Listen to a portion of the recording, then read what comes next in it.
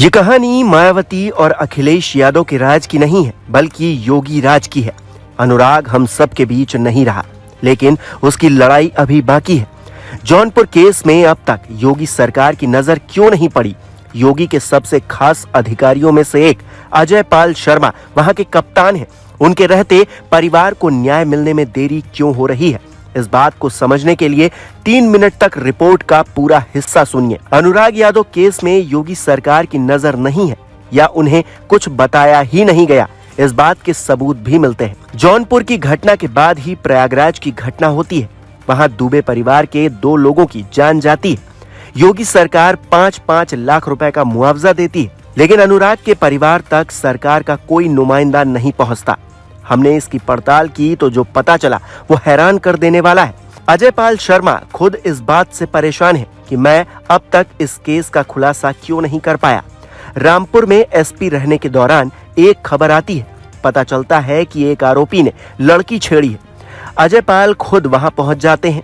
आरोपी के साथ ऐसा क्या करते हैं कि वो हीरो बनकर उभरते हैं। जौनपुर की तरह ही एकदम मामला था। पूरा गांव और रामपुर गुस्से से लाल था। नाजिम नाम का एक आरोपी 6 साल की बच्ची के साथ न सिर्फ गलत करता है, बल्कि उसकी जान भी ले लेता है। पुलिस ने एक आरोपी को गिरफ्तार किया, हालांकि उस दौरान उसका एनकाउंटर भी हो गया। तो फिर जौनपुर में ऐसा क्या है? अजय पाल कुछ करने के बजाय कुछ खोज रहे हैं। जौनपुर में आगे क्या होने वाला है, इस बात को समझने के लिए हम रामपुर के नाजिम की फाइल पढ़ते हैं। मीडिया रिपोर्ट्स में दावा किया गया है कि आरोपी को पुलिस ने पकड़ा। पूछताछ के दौरान कप्तान अजय पाल शर्मा ने कुछ ऐसा सुना कि वो अपना आपा खो बैठे और गंगा जल फिल्म स्टाइल में ही न्याय सुना दिया। पुलिस ने उस घटना को मुठभेड़ दिखाया, लेकिन असल में गोली पकड़कर मारी गई थी, ऐसी चर्चा जोरों पर थी। उस खबर पर एक पक्ष ने अजय पाल शर्मा की आलोचना की तो पीड़ित परिवार ने अजय पाल का समर्थन किया। आज अजय पाल शर्मा अनुराग के परिवार से नजर नहीं मिला पा रहे।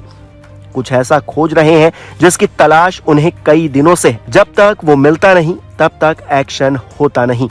तो फिर ऐसा क्या है जिसे वो तलाश रहे हैं? सिंघम अंदाज के लिए मशहूर अजय पाल के सामने ऐसी कौन सी चुनौती है जो उन्हें रोक रही है? परिवार भी शायद इस बात को नहीं समझ पा रहा कि सरकार और प्रशासन उनकी मदद और आरोपियों पर कार्रवाई में देरी क्यों कर रही है। जौनपुर की सियासत दिल्ली में बैठकर समझ पाना आसान नहीं है। अनुराग हत्याकांड में पुलिस को एक पहेली सुलझानी है। जैसे ही वो सुलझ जाएगी, एक्शन ऐसा होगा, लालता यादव का परिवार कांप जाएगा। रंजिश के केस की फाइल पढ़ी जा रही है।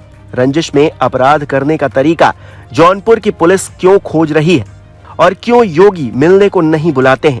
आर्थिक मदद की पेशकश क्यों नहीं करते हैं? जरा इस बात को भी समझ लीजिए। योगी से मुलाकात तब होगी जब डीएम साहब अपनी रिपोर्ट लखनऊ भेजेंगे, या वो निवेदन के लिए लेटर भेजेंगे या फोन करेंगे।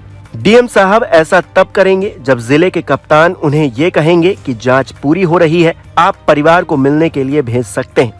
इसके बाद डीएम ऑफिस और सीएम ऑफिस के बीच संपर्क बनाया जाता है और परिवार की मुलाकात सीएम योगी से करवाई जाती है। यहाँ पेच ये है कि जिस केस में आरोपियों का चेहरा, नाम, पता सब कुछ सबको पता है, वहाँ देरी क्यों हो रही है? क्योंकि एक बात छिपी है। जौनपुर की इस घटना ने सबके चेहरे का रंग उड़ा दिया है। वहाँ यादवों की राजनीतिक जमीन मानी जाती है। एक यादव आरोपी है, दूसरा यादव परिवार पीड़ित है, लेकिन अभी तक किसी बड़े नेता का न पहुंचना बहुत गंभीर इशारा करता है।